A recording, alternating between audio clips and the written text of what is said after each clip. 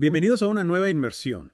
Hoy nos adentramos en un documento que sinceramente me ha dejado fascinado. Se llama Liberación de Almas Esclavizadas.pdf y mezcla ciencia, religión y filosofía de una manera que no me esperaba. Sí, la verdad es que el título ya es bastante sugerente.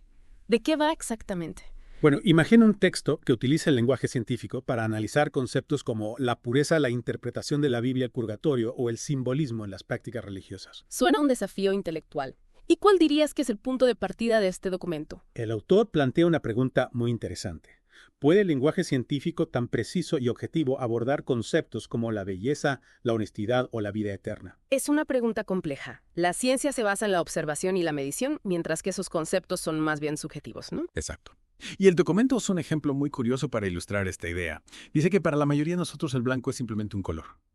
Pero un científico sabe que el blanco se compone de 180 longitudes de onda diferentes para ser precisos. No hablamos de blanco, sino de las longitudes de onda que lo componen. Claro, la ciencia busca la precisión en su lenguaje, y eso me recuerda a la teología, ¿no te parece?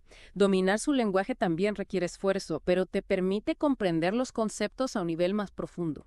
Totalmente. El documento incluso sugiere que a veces la dificultad para entender un tema reside en no hablar el mismo idioma, ya sea científico o teológico. Dominar el lenguaje adecuado nos abre las puertas a una nueva comprensión. Y hablando de nuevos enfoques, el documento nos invita a reinterpretar el concepto de pureza. No se centra solo en la pureza sexual, sino que lo amplía a cualquier acto que rompe la alianza con Dios. ¿Se refiere a que cualquier acto impuro, sea del tipo que sea, nos aleja de Dios? Exactamente. Y el autor utiliza la etimología para apoyar su argumento. Analiza la palabra prepucio, que curiosamente significa impureza.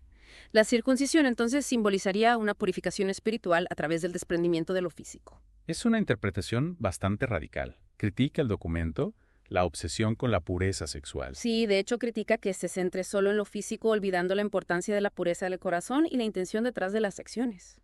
Tener el cuerpo limpio no sirve de nada si el corazón está lleno de odio o egoísmo. Es un punto interesante.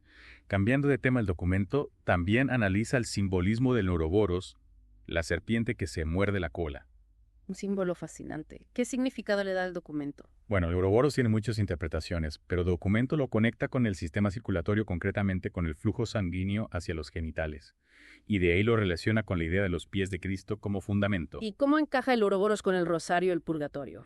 No veo la conexión. El documento explica que el rosario con sus dos vueltas se asemeja al Ouroboros, y que el rezo de los 100 requiems por las almas del purgatorio se realiza precisamente con esas dos vueltas del rosario. Entiendo. Es como si el Ouroboros, un símbolo aparentemente pagano, se integrara en la práctica religiosa cristiana. Exactamente. Y hablando de personajes bíblicos, el documento nos presenta a Nicodemo, el fariseo que visita a Jesús de noche. ¿Por qué crees que el documento destaca su figura? Creo que Nicodemo representa la fe oculta, la lucha interna entre las propias creencias y la presión social. El documento resalta que Nicodemo defendió a Jesús ante el Sanedrín y ayudó a preparar su cuerpo para el entierro. Actos que demuestran su fe en Jesús a pesar del riesgo que corrían al hacerla pública. Sin duda. Y siguiendo con esta línea, el documento nos ofrece una perspectiva única sobre el sufrimiento de la Virgen María. ¿En qué sentido es única? Siempre se ha destacado el dolor de María por la crucifixión de Jesús. Sí, pero el documento va más allá del dolor físico.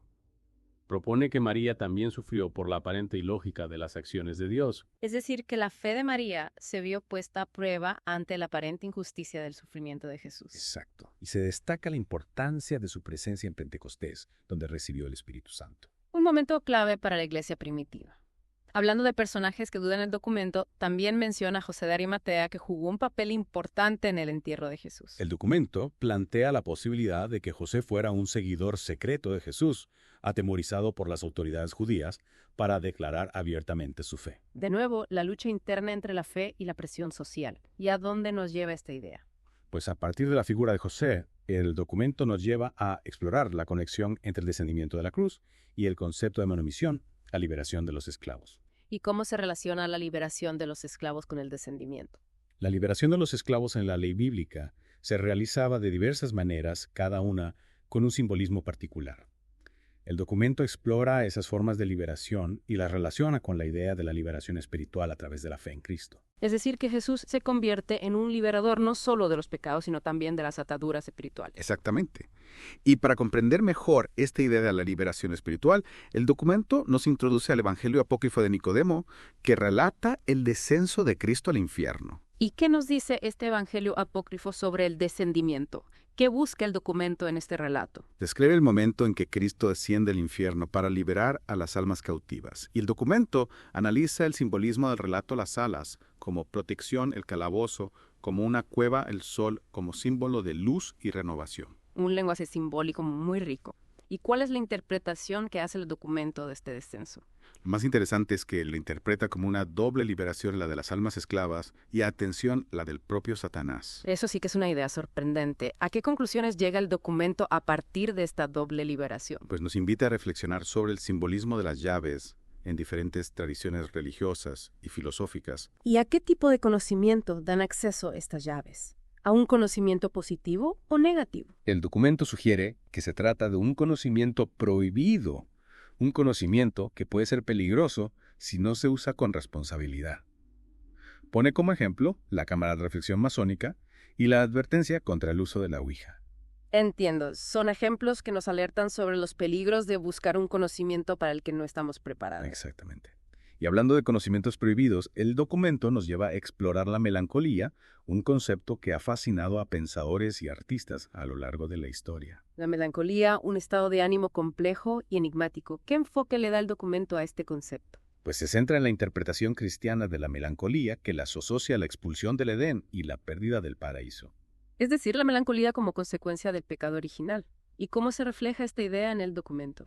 Analiza una obra de arte del siglo XVII donde se representa a Adán con la manzana y un recipiente con bilis negra que, según la medicina antigua, causaba la melancolía. Una imagen que refleja la tristeza de Adán por haber perdido la gracia divina. Y se limita el documento a esta interpretación de la melancolía.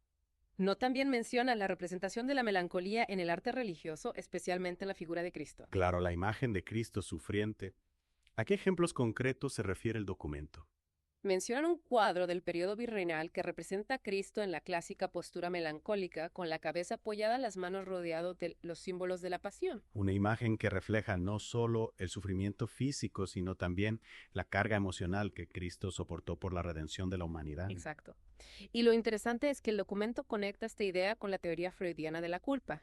Y el complejo de Edipo Freud argumentaba que la melancolía se origina en una herida narcisista, un desengaño que proviene del ser amado. Es una conexión sorprendente. Sugiere el documento que la melancolía de Cristo está relacionada con el complejo de Edipo. No lo dice explícitamente, pero plantea la posibilidad de que la melancolía tenga sus raíces en la complejidad de las relaciones humanas. Un tema que nos lleva a reflexionar sobre las complejas relaciones entre el amor, la pérdida y la culpa. Cambiando de tema, el documento también nos invita a explorar el significado del número 34 y su recurrencia en diferentes contextos. El número 34 a priori no parece tener un significado especial. ¿Por qué crees que el documento le da tanta importancia? Pues lo relaciona con elementos muy diversos los puñales que atraviesan el corazón de la Virgen en la iconografía del descendimiento, la obra de Alberto Durero, La anatomía humana. La anatomía humana, eso sí que es curioso. ¿A qué se refiere exactamente? El documento destaca que la columna vertebral humana con sus 34 vértebras es fundamental para soportar el peso del cuerpo y permitir el movimiento. Y relaciona esta idea con las serpientes que ascienden por el árbol de la vida en el simbolismo gnóstico. ¿Y cómo se conecta esto con el número 34? Según el documento, las dos curvaturas de la columna vertebral cóncava y convexa se asemejan al movimiento de las serpientes. Y si sumamos 3 más 4, obtenemos el número 7, que también tiene una fuerte carga simbólica en diferentes tradiciones. Es como si el documento nos estuviera mostrando un código oculto en elementos aparentemente dispares. ¿Y qué más nos dice sobre el número 34? Destaca su importancia en el desarrollo del feto durante el embarazo. La semana 34 es crucial para la maduración de los órganos del bebé y su preparación para el nacimiento. Es decir, que el número 34 se relaciona con la creación y el proceso de llegar al mundo. Exacto. Y curiosamente el documento también menciona que la semana 34 útero se encuentra a 14 centímetros por encima del ombligo. Otro 7. Es increíble cómo el documento teje una red de conexiones a partir de un simple número. Y aún hay más, el documento también relaciona el número 34 con Tomás el apóstol, conocido por su duda. Tomás, que necesitó tocar las heridas de Jesús para creer en su resurrección. ¿Qué tiene que ver con el número 34? El documento nos habla de la existencia de un evangelio apócrifo atribuido a Tomás que relata sus viajes y milagros en la India. Y curiosamente, este evangelio menciona que Tomás era el hermano gemelo de Jesús. Hermano gemelo. ¿Y hay alguna referencia al número 34 en este evangelio apócrifo? No directamente, pero el documento menciona que el nombre Tomás en arameo significa mellizo Y si sumamos las letras de Tomás según su valor numérico en el alfabeto hebreo, obtenemos 34. Es increíble cómo el documento encuentra conexiones numéricas hasta en los nombres. ¿Y qué relevancia tiene esta conexión con Tomás para la tesis general del documento? Creo que nos lleva a reflexionar sobre la importancia de la transmisión oral en la conservación de las historias y las creencias. ¿Te refieres a cómo los cuentos de hadas se han transmitido de generación en generación a través de la palabra hablada? Sí, y el documento plantea que los cuentos de hadas no tienen un único origen, sino que surgen de la experiencia humana común y se van modelando a medida que se difunden por diferentes culturas. Es decir, que los cuentos de hadas son como un río que va recogiendo sedimentos de diferentes lugares a medida que fluye. Una bella analogía. Y el documento también nos habla de la influencia de los cuentos de Perrault, como La Cenicienta o Caperucita Roja, en los relatos recopilados por los hermanos Grimm. Es decir, que los cuentos de hadas no son relatos aislados, sino que se influyen mutuamente creando una red de interconexiones. Exacto. Y esta idea de la interconexión nos lleva de vuelta al tema central del documento, la búsqueda de un lenguaje común entre la ciencia, la religión y la filosofía. Un lenguaje que nos permita comprender la realidad en toda su complejidad. ¿Y qué propone el documento para encontrar este lenguaje común? Para ilustrar esta búsqueda nos presenta la figura de Virgilio, el poeta romano autor de la Eneida. Virgilio, ¿qué tiene que ver un poeta romano con la ciencia o la religión? Virgilio fue un maestro en el arte de fusionar la mitología griega con la historia romana. En la Eneida narra el viaje de Eneas, un héroe troyano que funda la ciudad de Roma. De esta manera, Virgilio conecta la tradición romana con las raíces griegas, creando un relato que unifica ambas culturas. Es decir, que Virgilio utiliza la poesía para construir un puente entre dos mundos aparentemente distintos. Exactamente. Y el documento nos invita a reflexionar sobre cómo el lenguaje puede ser una herramienta para tender puentes y encontrar puntos de encuentro entre diferentes perspectivas. Una idea muy poderosa. Sin duda. Y para terminar con esta segunda parte, el documento nos lleva a explorar el concepto de liberación desde diferentes ángulos. Liberación en el sentido espiritual. Sí, pero también en el sentido social y político. El documento nos habla de la manumisión de los esclavos en la ley bíblica y la relaciona con la idea de la liberación del pecado a través de la fe en Cristo. Es decir, que la liberación es un concepto multifacético que abarca diferentes dimensiones de la experiencia humana. Se limita el documento a estos ejemplos. No también nos habla de la liberación de las almas del purgatorio a través de la intercesión de la Iglesia. Un tema que nos conecta con la doctrina católica sobre la vida después de la muerte. Y que nos lleva a la siguiente pregunta. ¿Impide la cremación la resurrección del cuerpo? Una pregunta que ha generado debate entre los teólogos. ¿Qué postura adopta el documento? No se posiciona claramente, pero presenta los argumentos a favor y en contra de la cremación. La Iglesia Católica la acepta, pero la considera menos adecuada que la sepultura, ya que dificulta el recuerdo y la oración por los difuntos. Un tema delicado que nos lleva a reflexionar sobre nuestra propia mortalidad y sobre la importancia de los ritos y las tradiciones para afrontar la muerte. Exacto. Hablando de ritos y tradiciones, el documento nos lleva a un tema que me sorprendió bastante, la esclavitud en el Islam. El Islam. En un documento que se centra en el cristianismo, ¿cómo lo conecta? Lo utiliza para seguir explorando la idea de la liberación, pero desde una perspectiva diferente. El documento nos recuerda que el Islam también permite la liberación de esclavos como una forma de expiar pecados o como acto de caridad. Es interesante ver cómo el documento busca puntos en común entre diferentes religiones para hablar de la liberación. Exacto. Y no solo eso, también destaca que el Islam anima a tratar a los esclavos con compasión y respeto y a proporcionarles educación y oportunidades para mejorar su situación. Un recordatorio de que la liberación no se limita solo a lo espiritual, sino que también tiene una dimensión social y humanitaria. Totalmente. Y hablando de ayudar al prójimo, el documento nos lleva a un tema que está presente en muchas tradiciones, la gratitud. La gratitud, un sentimiento que a veces olvidamos cultivar en nuestra vida diaria. ¿Qué nos dice el documento sobre ella? Nos recuerda que la gratitud es fundamental para el cristiano porque nos permite reconocer los dones que Dios nos ha dado y corresponder a su amor. Es decir, que la gratitud no es solo un sentimiento, sino también una forma de vida. Exactamente.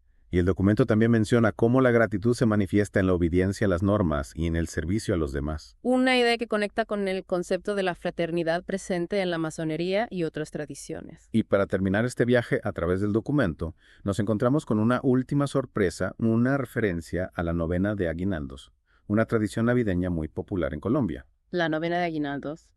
No me esperaba encontrar una referencia tan específica en este documento. ¿Qué relación tiene con todo lo que hemos visto hasta ahora?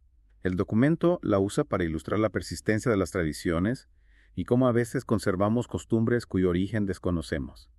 Sugiere el documento que la novena de aguinaldos tiene un origen no cristiano. No lo afirma categóricamente, pero plantea la posibilidad de que tenga raíces en el judaísmo, concretamente en la fiesta de Hanukkah, que también se celebra durante 9 días y en la que se encienden velas cada noche. Es fascinante cómo este documento nos lleva a cuestionar el origen de nuestras propias tradiciones y a descubrir conexiones inesperadas. Sin duda. Y con esta última reflexión, llegamos al final de nuestra inmersión en Liberación de Almas Esclavizadas.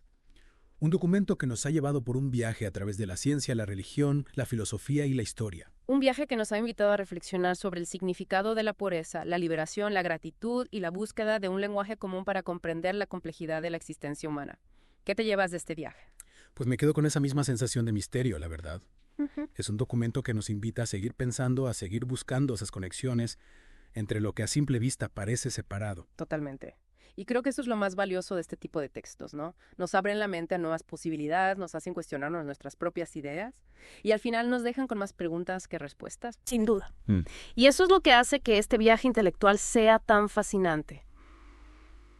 Muchas gracias por acompañarnos en esta inmersión y nos vemos en la próxima. Hasta la próxima.